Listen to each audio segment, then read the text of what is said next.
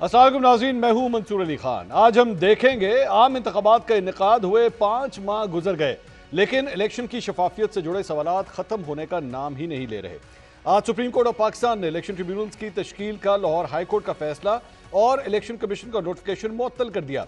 Supreme court के फैसले के फौरन बाद ही पंजाब भर में तश्कील दिए गए इलेक्शन ट्रिब्यूनल्स मुअत्तल हो गए। इलेक्शन कमीशन ऑफ पाकिस्तान, जिसका काम ही हर 5 साल बाद मुल्क में साफ शफाफ इलेक्शन कराना है, अब अपनी मर्जी के जजेस इलेक्शन ट्रिब्यूनल में लगाना चाहता है। आज सुप्रीम कोर्ट में इलेक्शन कमीशन की जानिब से इख्तियार किए गए मौक़िफ़ के मुताबिक इलेक्शन कमीशन खुद लाहौर हाई कोर्ट से अपनी मर्जी के जजेस का इंतखाब करके इलेक्शन ट्रिब्यूनल तश्कील देना चाहता है। अब सवाल यह है कि इलेक्शन कमीशन, जिसका इख्तियार इलेक्शन ट्रिब्यूनल्स कायम करना तो है, लेकिन क्या आइन या कानून उसे इस बात की इजाज़त देता है कि वो लाहौर हाई कोर्ट के तमाम जजेस में से अपनी मर्जी के चंद जजेस खुद मुंतखब कर सके? इससे पहले कि इस सवाल का जवाब तलाश किया जाए, हुकूमत ने आगे बढ़कर इलेक्शन कमीशन का हाथ थाम लिया। 8 फरवरी 2024 को होने वाले इलेक्शन नताइज के बाद जब फॉर्म 45 और फॉर्म 47 की गूंज ने जन्म लिया और इलेक्शन की शफाफियत पर कड़े सवाल उठने लगे, तो मुस्लिम लीग नून की इत्तेहादी हुकूमत ने अचानक एक नया ऑर्डिनेंस जारी कर दिया, जिसके तहत इलेक्शन ट्रिब्यूनल्स में रिटायर्ड जजेस को तैनात किया जा सकेगा। यह ऑर्डिनेंस कायम मकाम सदर यूसुफ रज़ा गिलानी ने जारी किया था, जिनके अपने इंतखाबी हल्के का केस इलेक्शन ट्रिब्यूनल के सामने लगा हुआ है। इस नए ऑर्डिनेंस को बुनियाद बनाकर मुस्लिम लीग नून से ताल्लुक रखने वाले इस्लामाबाद के तीनों MNAs ने जस्टिस तारिक महमूद जहांगीरी पर अदम एतमाद का इजहार कर दिया। आम इंतखाबात पर उठने वाले सवालात का सिलसिला यही नहीं रुका। लाहौर हाई कोर्ट के साबिक चीफ जस्टिस शहजाद मलिक ने पंजाब में नए इलेक्शन ट्रिब्यूनल्स के लिए जजेस का इंतखाब किया, तो election commission Lahore high court की चीफ जस्टिस के फैसले के खिलाफ सुप्रीम कोर्ट पहुंच गया, जहां आज सुप्रीम कोर्ट ने उसे वक्ती रिलीफ देते हुए लाहौर हाई कोर्ट का फैसला मुअत्तल कर दिया।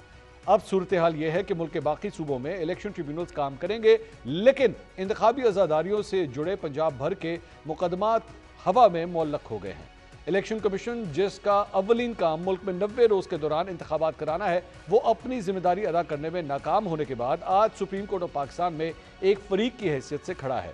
इसी इलेक्शन कमीशन ने 2018 के इंतखाबात के बाद इलेक्शन ट्रिब्यूनल्स में हाजिर सर्विस जजेस का तकर्रुर किया, लेकिन अब यही इलेक्शन कमीशन एक ऑर्डिनेंस का सहारा लेकर रिटायर्ड जजेस को इलेक्शन ट्रिब्यूनल में लगाना चाहता है।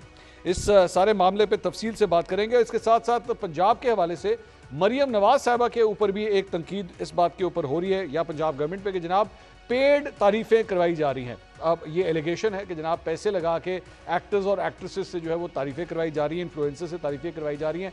पैसे दिए गए या नहीं दिए गए हमें इस बात का नहीं पता, अलबत्ता तनकीद इसके ऊपर ज़रूर हो रही है।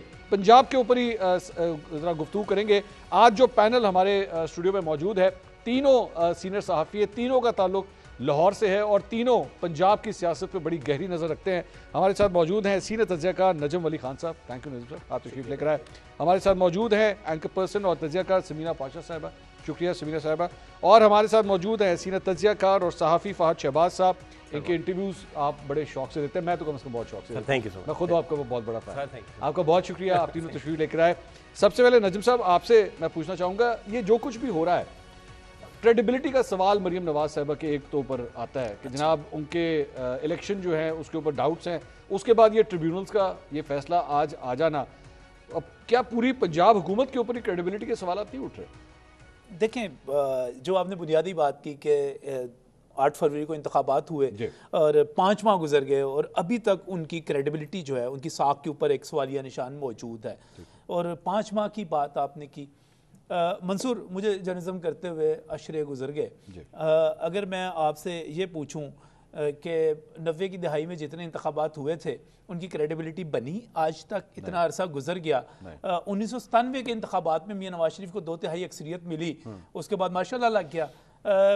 उन इंतखाबात की क्रेडिबिलिटी बनी? 2002 के इंतखाबात की क्रेडिबिलिटी बनी? 2008 के इंतखाबात की कोई साख बनी? 2013 के इंतखाबात जो हैं, जिन पर 35 पेंचर्स की बात की गई थी और बाद में कह दिया गया कि ये सियासी बयान है, फिर 2013 2018 पे आ जाए। अब देखें, हमारे यहाँ हारने वाले ने कभी साख बनने ही नहीं देनी, क्योंकि हम लोगों में स्पोर्ट्समैन स्पिरिट है ही नहीं। हमने खेलना ही नहीं, हमने खेलना ही उस वक्त है जब हमें बता दिया जाएगा कि जनाब आप जीते हुए हैं, आप प्राइम मिनिस्टर हैं, आपकी हुकूमत है, आपसे ज़्यादा पॉपुलर कोई नहीं है, आप जो हार जाएगा उसने खेलना नहीं। और ख़ासतौर पे इमरान खान साहब ने तो ये काम अपनी इंतहा पर पहुंचा दिया। ये तो मुझे हैरत हो रही है कि इस मरतबा वो पार्लियामेंट के अंदर किस तरह बैठे हुए हैं। वो तो वो पार्लियामेंट के अंदर थे, वो तो जेल में बैठे हुए। नहीं, उनकी पार्टी तो बैठी अच्छा, हुई है पार्टी, ना, ठीक। उनकी तो पार्टी बैठी हुई है ना। इमरान खान का मतलब तो एक पूरी अच्छा, पार्टी है ना। मतलब आप खान अच्छा, साहब, मैं समझा खान साहब की बात। नहीं नहीं, वो तो जेल में पीटीआई, तो पीटीआई वैसे तो पीटीआई भी नहीं बैठी हुई, पीटीआई भी नहीं बैठी हुई, सुन्नी सुन्नी इत्तेहाद कौंसिल बैठे हुए, तो वो जाहिर है अगर आप 9 मई करेंगे तो नहीं, फिर वैसे उसके बाद वो भी नहीं बैठी हुई ना, कोई भी नहीं बैठा। आपने कहा अगर आप अपने ही मुल्क की फौज के ऊपर हमला कर देंगे, जीएचक्यू पे हमला कर देंगे, कोर कमांडर हाउस को जला देंगे, तो फिर तो बड़ी बात है कि लेकिन आपका लुबेलवाब ये है कि 8 फरवरी के इलेक्शंस क्रेडिबल थे। सर देखिए मेरी बात सुने, पिछले तमाम इंतखाबात अगर 2018 के इंतखाबात क्रेडिबल थे और चल गए थे तो ये भी चलेंगे। अच्छा, ये भी उसी तरह ही हैं। हम वही हैं जो पहले थे, वही हम आज हैं।